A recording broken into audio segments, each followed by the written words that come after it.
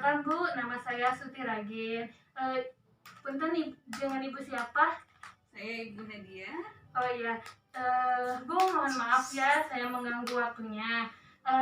Tujuan saya di sini akan memberikan pendidikan kesehatan tentang bayi baru lahir. Cocok ya untuk Ibu, kan Ibu sedang hamil berapa bulan Bu? Sekarang 38 minggu. Oh sebentar lagi ya Bu melahirkan. Cocok nih Bu untuk perawatan bayi baru lahir. Nah sebelumnya saya akan kontrak waktu dulu ya Bu. Waktunya selama 10-15 menit ya Bu. Iya. Ibu bersedia? Iya. Ya Bu, di sini ada medianya, boleh Ibu baca. Nanti juga saya paparkan lagi. Bu, anak keberapa ini? Kehamilan keberapa? Ini kehamilan anak ketiga. Oh ya Bu, udah ketiga ya. Yang pertama udah umur berapa Bu? Yang pertama 8 tahun, yang kedua 4 tahun. Oh, jaraknya lumayan deket ya. Iya. Oh ya Bu, di sini saya akan memaparkan tentang bayi baru lahir, khususnya yaitu perawatan untuk bayi baru lahir. Ini Ibu, di sini saya akan memaparkan tentang perawatan bayi lahir. Sebelumnya di sini ada tanda-tandanya, ada hal yang perlu dihindari untuk bayi baru lahir, terus ada pemeriksaannya bagaimana, terus di sini ada cara menidurkannya, memandikannya, dan perawatan tali pusarnya. Oke, baik Bu, untuk mempersingkat waktu, di sini saya akan memaparkan dulu tentang tanda bayi baru lahir. Sebelumnya, apakah Ibu udah tahu tanda-tanda bayi baru lahir yang sehat itu seperti apa? Ketika lahir dengar suaranya. Ya, benar Bu. Bergerak aktif. Ya. Itu. Ya, benar Bu. Apa yang Ibu katakan tadi, bayi baru lahir yang ciri-cirinya sehat itu ya terdengar suara atau menangis ya Bu. Terus ada bayinya bergerak aktif. Terus untuk warna kulitnya, seluruh tubuhnya kemerahan. Terus kan biasanya suka disusui ya. Biasanya menyusunya itu kuat. Dan berat untuk bayi yang baru lahir yang sehat itu biasanya berada di 2,5 kg sampai dengan 4 kg. Nah, ada hal-hal yang harus dihindari untuk bayi baru lahir. Ibu tahu belum? Oke Bu, karena Ibu belum tahu, saya sekarang akan memaparkan tentang hal-hal yang perlu dihindari untuk bayi ya Bu. Yang pertama yaitu ada asap, maupun asap dapur, asap rokok, apapun asap itu. Yang kedua ada bayi itu harus dihindarkan dari orang yang sakit, karena orang sakit kan takutnya membawa bakteri, virus seperti itu ya Bu. Jadi untuk kedepannya jika ada yang menjenguk yang sakit, sebaiknya dijauhkan dulu dari bayi baru lahir. Nah yang ketiga yaitu tali pusatnya itu tidak boleh dikasih apapun Bu, apalagi ramuan-ramuan seperti itu tidak boleh pakai. Biasanya pakai apa? Aci gitu, nggak boleh Bu ya untuk kedepannya. Nah yang selanjutnya yaitu ketika akan memangku bayi, akan mengasuh bayi, akan memegang bayi, sebaiknya itu cuci tangan dulu Bu dengan air bersih dan sabun. Nah selanjutnya yaitu jika bayi sakit, sebaiknya dibawa berobat ke bidan atau ke tempat kesehatan lainnya. Nah Bu, biasanya Ibu tahu nggak pemeriksaan bayi baru lahir itu di usia berapa minggu? Oke Bu, biasanya ya agak apa-apa Bu. Di sini saya jelaskan, biasanya pemeriksaan kesehatan bayi baru lahir itu di minggu pertama 2 kali Bu. Sebaiknya emang 2 kali, yaitu hari pertama dan hari ketiga. Untuk apa sih pemeriksaan itu yaitu untuk mendeteksi dini apakah bayi itu ada kelainan atau ada penyakit yang lainnya. Nah, biasanya apa sih yang harus diberikan ketika pemeriksaan bayi baru lahir itu? Yang utama yaitu air ASI, Bu. Kenapa Ibu tahu kenapa air ASI itu harus diberikan?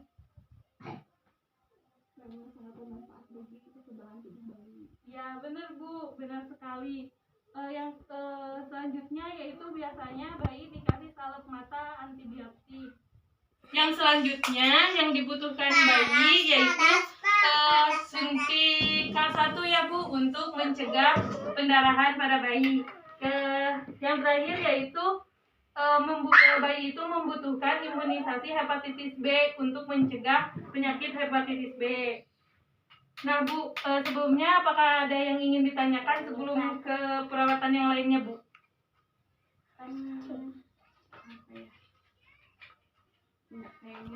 Oke, kalau tidak ada, saya akan lanjutkan lagi yang selanjutnya, yaitu ada menidurkan bayi. Menidurkan bayi.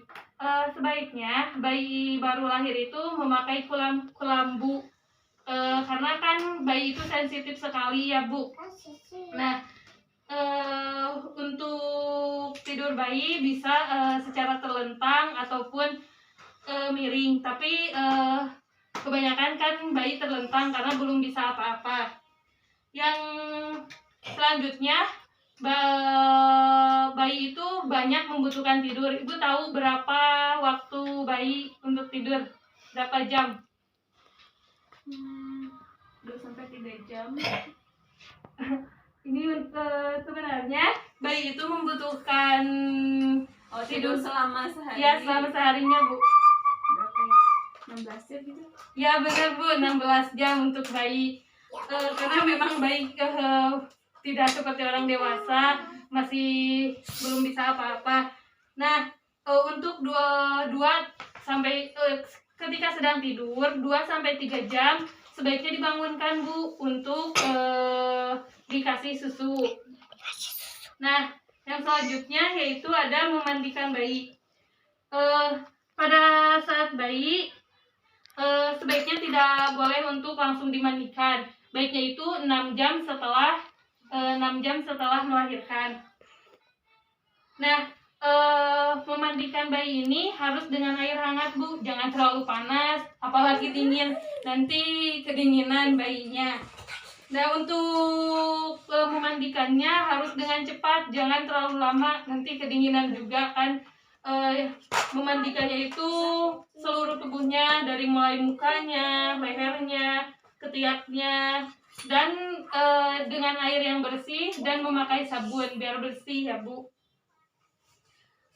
Setelah dimandikan harus cepat dikeringkan dan dipakaikan baju.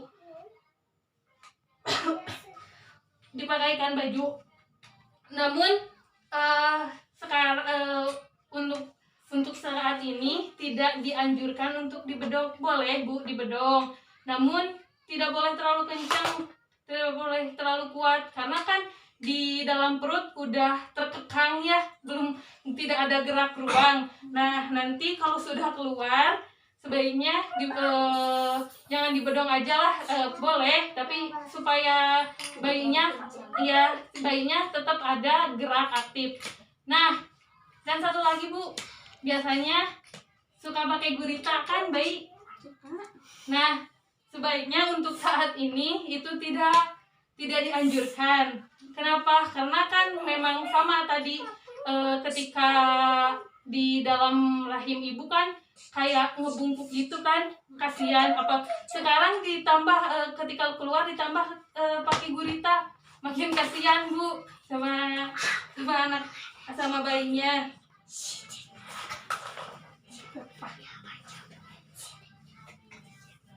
Nah, untuk ketika bayi sedang demam, sedang pilek, sebaiknya tidak untuk dimandikan. Nah, yang terakhir ada perawatan tali pusar. Tadi kan tali pusar itu tidak boleh dipakaikan apapun, biarkan saja. Tetapi kalau ketika ada ada kotoran atau basah, sebaiknya dicuci dengan air hangat yang bersih pakai sabun, dan nanti lap lagi pakai lap bersih yang kering.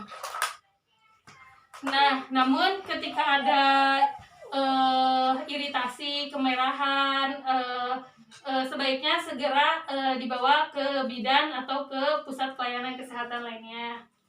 Oh iya Bu, biasanya kan sekarang nih, zaman sekarang banyak yang kalau buang air, bayi itu buang air besar atau buang air kecil memakai tisu basah. Sebaiknya itu tidak dianjurkan. Sebaiknya memakai air bersih saja, air hangat, untuk membersihkan setelah buang air besar atau buang air kecil.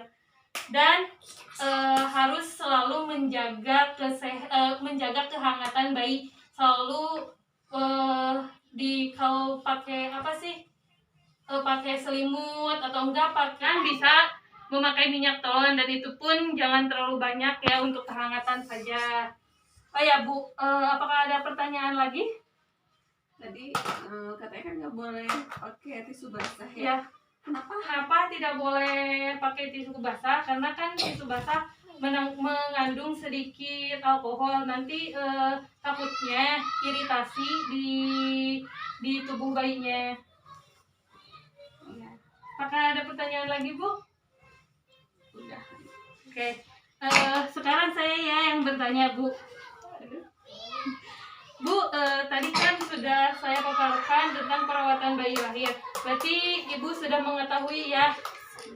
Nah, tadi juga ada tanda-tanda bayi baru lahir sehat. Tanda-tanda bayi baru lahir diantaranya bayi ketika dilahirkan langsung menangis, lalu badannya kemerahan, lalu bayinya bergerak aktif, beratnya antara 2,5 kg sampai 4 kg. Ya benar Bu. Ya benar Bu, tanda-tanda bayi lahir. Oh ya Bu, semoga apa yang saya paparkan bermanfaat dan bisa diterapkan nanti ya Bu setelah bayinya lahir. Semoga kelahirannya lancar, ibunya sehat dan bayinya. Terima kasih Bu atas waktunya. Mohon maaf apabila ada kesalahan. Saya mohon pamit Bu. Assalamualaikum.